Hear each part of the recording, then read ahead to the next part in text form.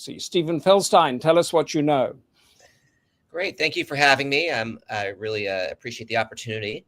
As you mentioned, I've focused a lot of my work looking at the influence of technology as it relates to authoritarian countries, illiberal democracies, and so on. And so increasingly right now, there's a lot of thought given to the effect of AI. And, the overall proposition that I've really thought a lot about is this idea that as societies go digital, authoritarian governments are more and more focused on using powerful tools to wield control over information and by extension over citizens. And they do that through several different means. One is through surveillance, and that can be everything from using biometric facial recognition technology to social media monitoring. They do it through censorship. China's Great Firewall is a good example. They do it through data centralization, taking all different types of information from individuals and compiling that as a way to then have a very fine-grained understanding about citizen preferences, both good and bad. And they also do it through propaganda and information manipulation that our last speaker touched upon a fair bit. And, what's interesting, I think, is that there's not one model in which these tactics have been used. So what has worked in places like China looks very different if you look at Russia or Saudi Arabia or Nigeria or Turkey. And so you see multiple tactics and forms take place despite kind of a commonality when it comes to underlying technology. And a lot of what this is premised on in terms of how these technologies are used is whether leaders are predisposed to use coercion to quash political dissent. What is the capacity of the state? What types of resources are available? What is the sophistication of the personnel used to deploy these systems? So there are a lot of different questions, and there isn't a one-size-fits-all when it comes to understanding and thinking about the effect of these technologies when it comes to governance. Now, what is, I think, interesting is that increasingly these tactics are not just consigned to authoritarian or illiberal states. It's also something that we increasingly see democracies using, particularly when it comes to AI tools.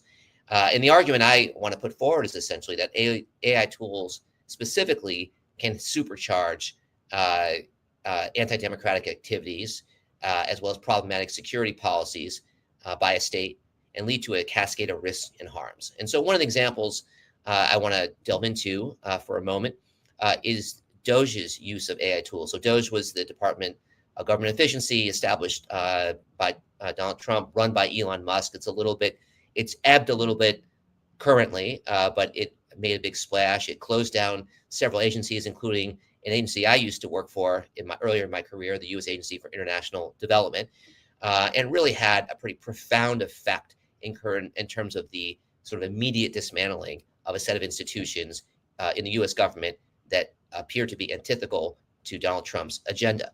And I wrote an article in Carnegie earlier this year describing how DOGE has leveraged AI tools specifically to swiftly dismantle and remake the U.S. government. And I think what it does is that it offers a chilling lesson in terms of how these tools and how other countries can apply them, even in places that are governed in a very strong way by the rule of law and by institutions. So what did we see from DOGE? I think one of the things that we first of all saw was an unparalleled expansion of surveillance as part of an immigration crackdown. So cracking down on immigration has been a key plank of the Trump administration. And already you saw immigration enforcement rely on an array of tech tools, from apps and ankle monitors to databases filled with biometric information to investigative instruments like spyware and data extraction. So under Trump and with DOGE's support, these efforts have surged. So for one thing, the Trump administration did was to start collecting social media identifiers linked to more than 33 million people, including those applying for permanent residence or adjusting their immigration status. Another program that was implemented was the State Department's Catch and Revoke program, which relies on AI-powered systems to revoke visas of foreign nationals by scanning and monitoring individuals for links to particular groups. So my expectation on this front is that this is just the start, but the use of AI tools in conjunction with this crackdown is one example. Another example for DOGE has been its data centralization strategy.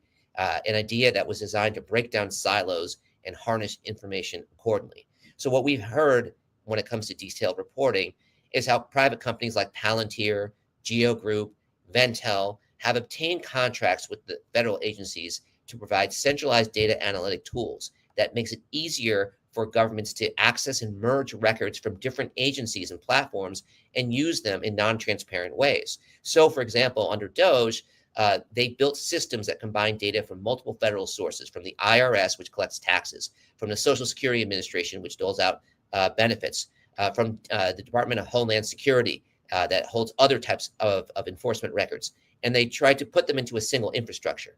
So what does this mean? This consolidation gives the government an increased ability to monitor individuals in ways previously limited by legal or technical barriers. When combined with AI-powered analytic tools, this gives an unprecedented means for a government to look into all different aspects of records in furtherance of whatever agenda it may have.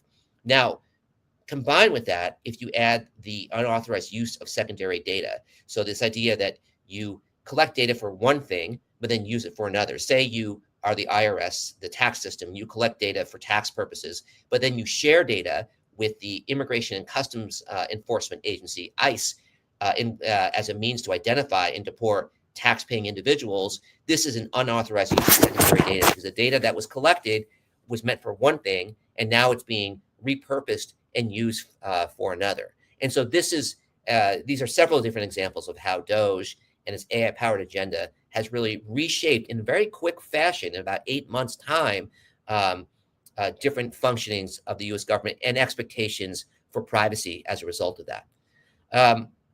I have another example, which I won't go into now for purposes of time, that looks at how the use of AI targeting systems by Israel's defense forces also is an example of where you have a predisposition to conduct a set of military operations, one that has been supercharged as a result of that by the use of automatic tools that have given significantly higher volumes of targeting information that has allowed for a mass bombing campaign at a scale unseen, due specifically because of the technology that has been used. But I'm happy to go into that. There are questions about the kind of military side of that.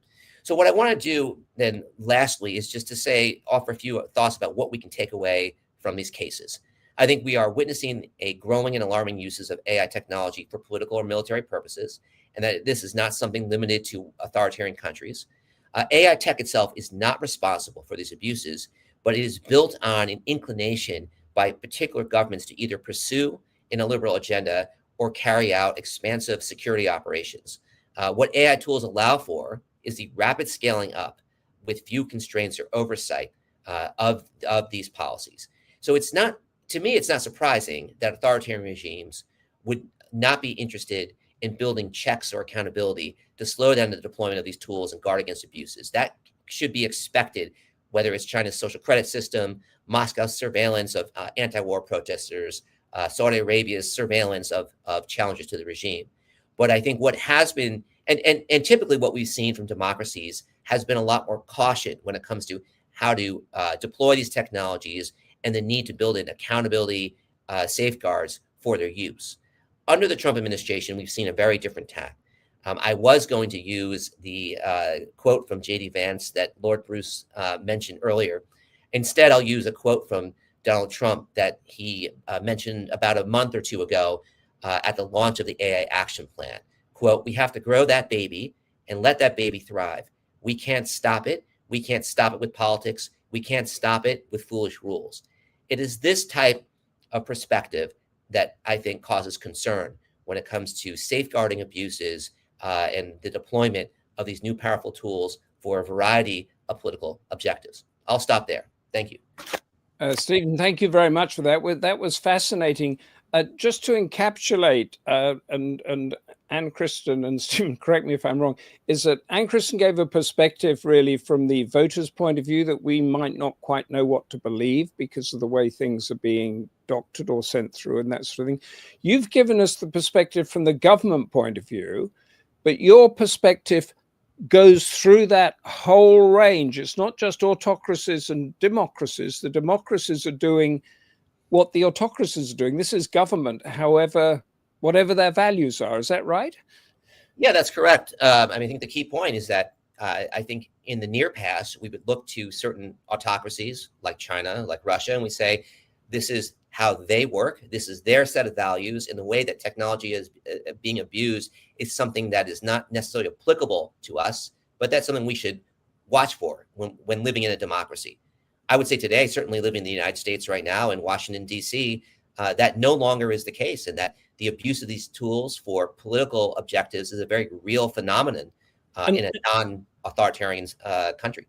And is it the case that American citizens, generally speaking, believed that they were protected from the sort of firewalls that the Trump administration's breaking down that you described?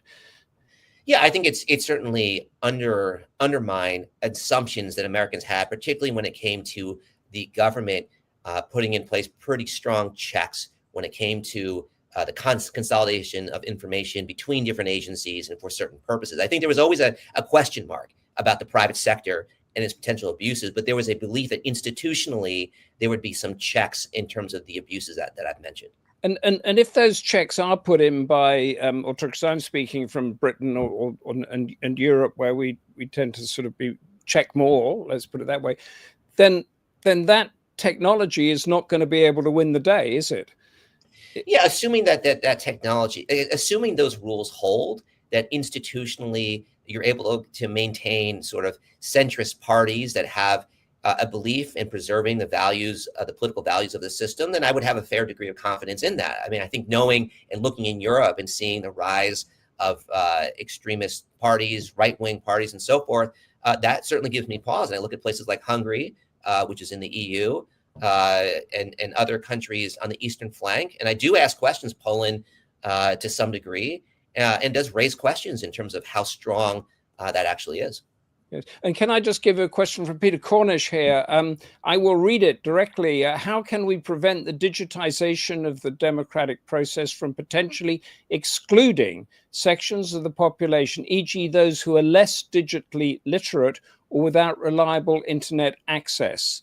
I guess that must go a lot to the global south, but also within our own societies. Yeah, I think on that question, I mean, there's an importance in being very cognizant about who has access, and trying to make sure that services that are rendered to all different types of socioeconomic groups, both those who are, who live in maybe urban areas with greater connectivity and greater access to digital services, and those who live in other areas where access is far lower. And that, I think, is an important responsibility of politicians and representatives to make sure that access is maintained equally throughout a country. So it's a good question. Yeah. It's a difficult, but as the decades go on, one presumes that the internet access and the literacy of it will increase. Can I put to you then before I let you go, the title of the debate, and you can give me your top line answer in a way: navigating the future of democracy in the age of artificial intelligence and digital governments. How do we do it? It's a struggle. I think we have to be cognizant about what these tools can bring.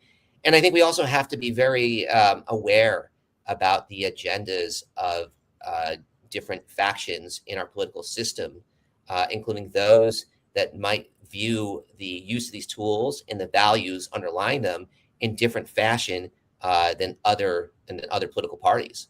And the idea that the tech companies are going to get together and do the right thing is a pipe dream. I think that's been disproved in the United States currently.